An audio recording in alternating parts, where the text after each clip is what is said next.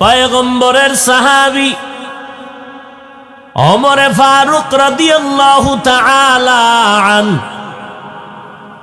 10টা বছর অর্ধ দুনিয়া শাসন করেছিলেন।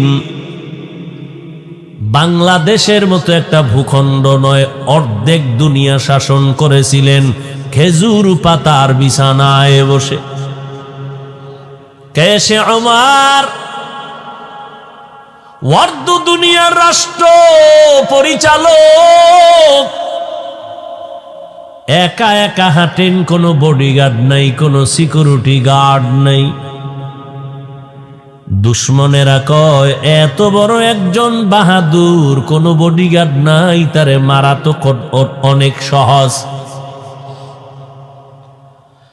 ওমরকে মারার জন্য দুশ্মন পেছনে লেগে গেল, গোয়েন্দা কখন ওমরকে নির্জনে পাও বলবা হত্যা করার জন্য লোক রেডি।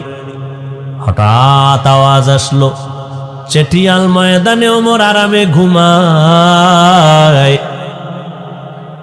একা একা কেউ নাই। এবার জল্লাদ তরবারি নিয়ে আগায় ওমরের মারার জন্য। আল্লাহ বলেন, আমি আল্লাহ যা চাই তাই হবে, বান্দা চাইলে কিছুই হবে না।